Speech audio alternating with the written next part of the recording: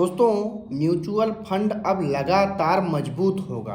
आपको एसआईपी को double dose देने का समय आ गया है। दोस्तों, मार्केट में कुछ भी हो, हमने बताया था कि मार्केट लगातार ऊपर ही जाएगा। आपने देखा होगा कि मार्केट 1% से ज़्यादा चला गया, फिर गिरते गिरते पॉजिटिव में ही बंद हुआ।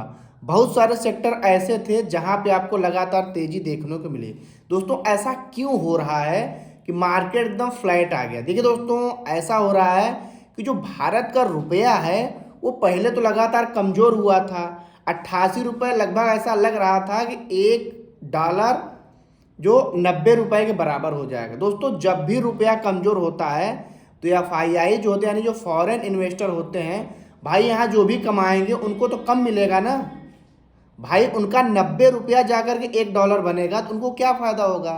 तो दोस्तों, अब जब लगातार रुपया मजबूत हो रहा, अब 83 के आसपास आ गया है, यानी रुपया लगातार रिकवर कर रहा है, तो एफआईआई लगातार निवेश करना हिंदुस्तान में शुरू कर दिए हैं। जैसे जैसे हमारा रुपया जितने ज़्यादा स्टेबल होगा, उतने ज़्यादा बाहर के लोग हमारे देश के मार्केट में पैसा लगाएंगे। अगर मान लीजिए उन्होंने बहुत सारा पैसा कमा लिया, रुपया एकदम ही कमज़ोर हो गया, तो उनको फिर क्या फ़ायदा हुआ। तो लगातार रुपया रिकवर हो रहा है। तो दोस्तों, अब आपको क्या करना है? अगर आपकी एसआईपी है तो आपको उसको बूस्टर डोज यानी स्टेप अप करने का समय आ गया है। अगर आपके पास पैसा है तो आप 2-3 स्टेप में उसको step by step lump sum amount भी लगा सकते हैं, क्योंकि अब मार्केट आपने देख लिया होगा इतनी बुरी कंडीशन में कि इंडिया वार जैसी सिचुएशन में है, तब भी मार्केट स्टेबिलिटी बना के रखा है। और बाकी वहाँ आप पाकिस्तान का देखिए, पूरा स्टॉक मार्केट क्रैश कर गया, लेकिन हिंदुस्तान में वो दम है कि वो गिरने नहीं दे रहे हैं। अभी देखिए डिफेंस सेक्टर बहुत ज़्यादा चले गए, ऑयल प्राइस कम हुई, उसके वजह से देखिए कितना ज़्यादा मार्केट ऊपर जा रहा है। तो दोस्तों, हिंदुस्तान का मार्केट में मैंने कई बार बताया कि हिंदुस्तान को वो अपॉर्चुनिटी मिली है जो बाकी दुनिया के देशों को अपॉर्चुनिटी नहीं मिली है।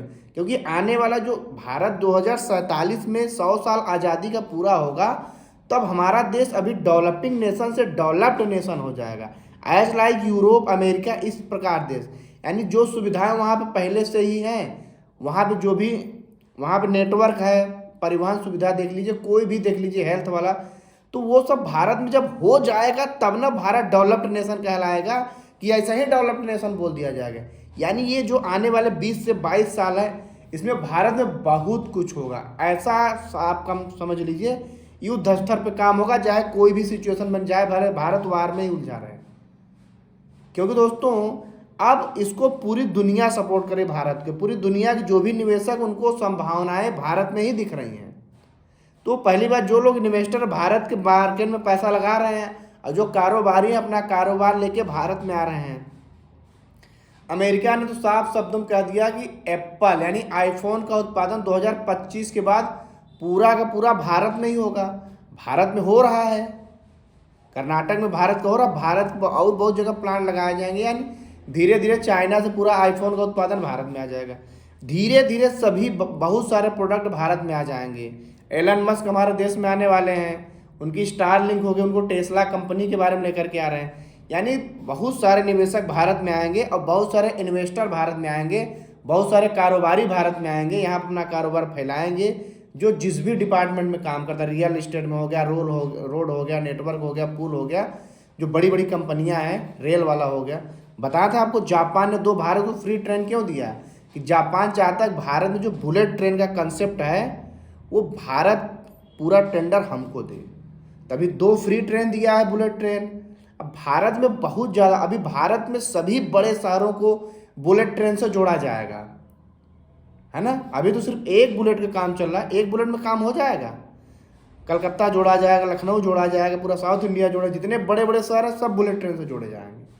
तो आप सोचिए बाहर के देशों को कितनी बड़ी अपॉर्चुनिटी दिख रही है। उसके बाद दोस्तों, अब आपको समझ में आ गया होगा कि म्यूचुअल फंड में पैसा लगाना क्यों सही है। अब बात करते हैं आपका गोल क्या। देखिए भैया, सीधी सी बात है कि आप सबसे पहले अपना गोल बना लीजिए। आप अगर गोल ही नहीं बना पाए तो आपके लिए म्यूचुअल फंड है ही नहीं है। अगर आपके 3 गोल हैं, 3 गोल हैं, एक गोल मेरे रिटायरमेंट के लिए, एक बच्चों की शिक्षा के लिए, एक घर खरीदने के लिए, तो प्रॉपर्टी खरीदने, तो आपके 3 गोल हैं, तो आपके पास 3 फंड होने चाहिए। एक लार्ज कैप ले लीजिए, एक मिड कैप ले लीजिए, एक स्मॉल कैप ले लीजिए। पैसा कैसे डालना है, अगर आपके पास पर्याप्त 15 से 20 साल का समय है तो आप ज़्यादा से ज़्यादा लगभग पैसा स्मॉल कैप में डालेंगे, फिर उससे थोड़ा ज़्यादा मिड कैप में और सबसे कम आप लार्ज कैप में डालेंगे। तो आपका पैसा डाइवर्सिफाई भी हो गया, हर प्रकार की कंपनियों में आपका पैसा निवेश भी हो गया। फिर लोग सोचेंगे सर मेरे पास तो 4 गोल है, तो भैया आप 4 गोल के हिसाब से 4 फंड आप ले लीजिए। आपके अगर 4 गोल हैं तो उस हिसाब में आपके पास 2 स्मॉल कैप होने चाहिए और 1 मिड कैप होना चाहिए, 1 लार्ज कैप होना चाहिए। तो इस हिसाब से आप पैसा डालेंगे।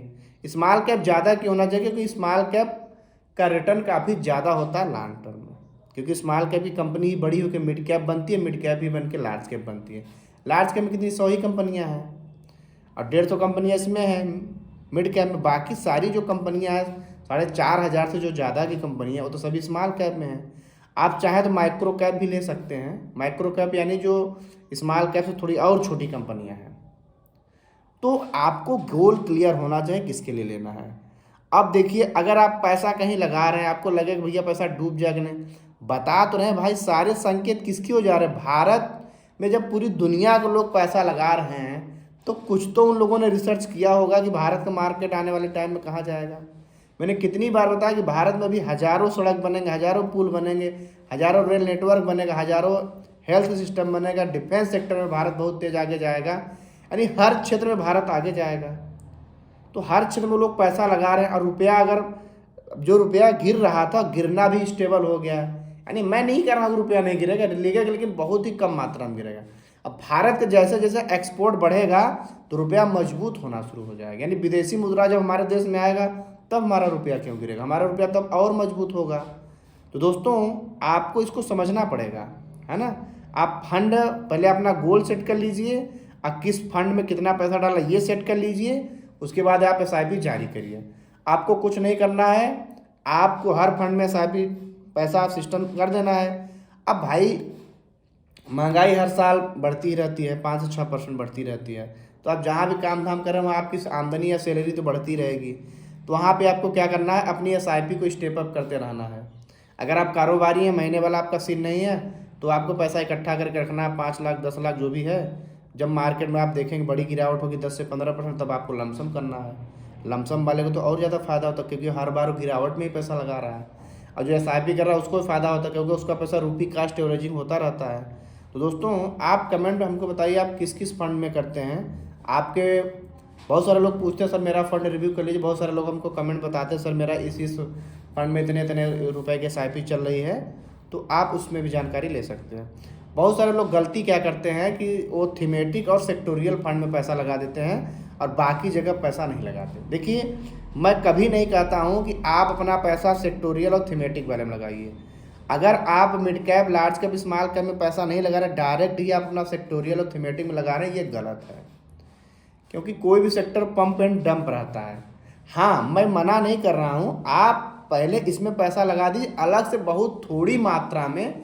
जिस फील्ड में आपको लगता है कि भाई ये रियल इस्टेट वाला बहुत तेज भागेगा, या तो डिफेंस वाला सेक्टर भागेगा, या तो उसका हेल्थ केयर वाला भागेगा, आप छोटा मोटा अमाउंट उसमें भी डाल सकते हैं। लेकिन ऐसा नहीं कि आप टोटली थीमेटिक और सेक्टोरियल वाले में इन्वेस्टमेंट कर रहे हैं, तो लॉन्ग टर्म के हिसाब से वो वाला ठीक नहीं है ना, क्योंकि वो उठता है वैसे गिरता है ना। तो आप थोड़ी बहुत मात्रा कर सकते हैं। हालांकि अगर आप उससे बचे रहेंगे तो ही ठीक है। आपके 3 गोल हैं तो 3 फंड ले लीजिए, 4 गोल हैं 4 फंड ले लीजिए, 5 गोल है 5 ले लीजिए। भाई कितने आपके गोल हैं, आप जो भी कमाई करते उसमें पैसा डालते जाइए, मार्केट गिरावट तो लमसम करते जाइए। आप आमदनी के हिसाब जैसे जैसे आपकी आमदनी बढ़े अपने SIP को स्टेप अप करते जाइए, या तो आप लमसम भी करते हैं तो उसके लिए पैसा करते जाइए।